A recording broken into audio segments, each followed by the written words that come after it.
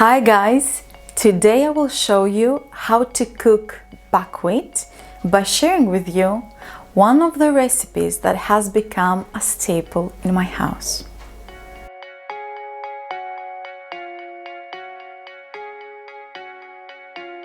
In the comment section below, please do let me know if you have used this ingredient before so I know which level you are.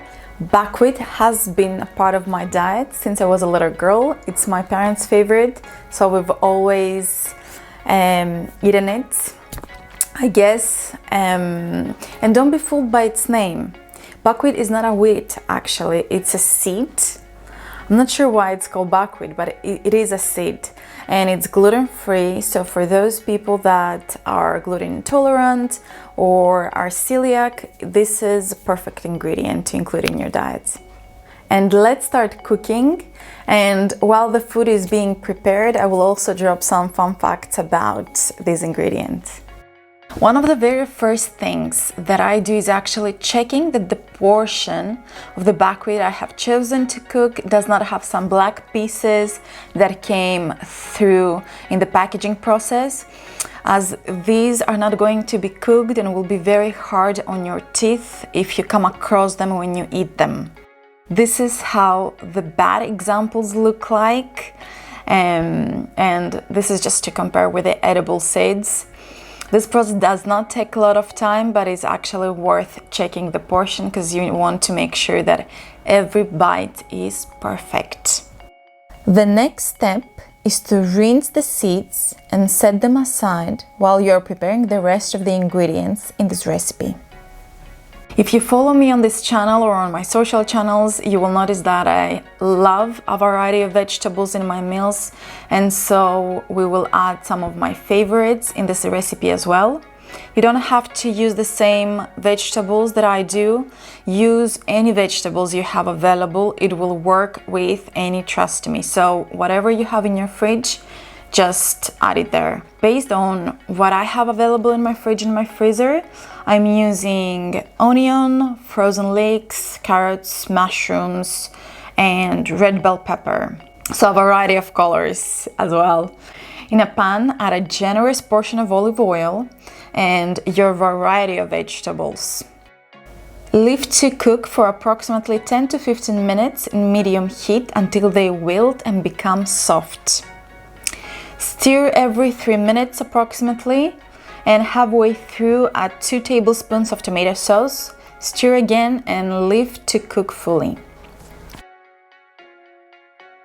Buckwheat seeds are great to include in your diet because of its high composition in complex carbohydrates, and this is one of the reasons why this ingredient is recommended to people with type 2 diabetes, but also with people that are trying to manage their blood sugar level, so their blood sugar spikes. When the vegetables become soft, add the buckwheat and the double amount of water. So for example, if you're using 1 cup of buckwheat, then add 2 cups of water. So the portions should be 1 to 2. 1 buckwheat to 2 water. At this point, you can also season to your liking. So adding your salt and pepper. So make sure that the buckwheat is all underwater and leave to cook in low heat at approximately level 3 for 40 minutes or until the water is absorbed. You want to make sure that the buckwheat comes out super soft. The water should be absorbed before it is all cooked, before it is ready to be enjoyed. Check up a couple of times how it's doing while it's cooking, mainly to see the level of water. This bad boy is also high in protein, in minerals and antioxidants. I've added some nutritional facts about it, just for your reference. And now it's all ready and time to serve. This is enough of a plate, to be honest. It has vegetables, it has protein, fats, minerals. It's great, to be honest. And it's vegan friendly as well. But if you would like to add something on top, you can also add yogurt of your choice. Either it be vegan friendly or normal Greek yogurt, whatever. it's your choice. You can do that too. It adds a nice flavor too. And enjoy. I think this was an incredible recipe. Honestly, we eat it once a week or once every 2 weeks. It's quite regular in our house. And let me know in the comments below if you enjoyed this video, and if you did, give me a thumbs up, comment on the section below, and do subscribe because I upload new content every week. Thank you for watching, guys, and I will see you in the next episode.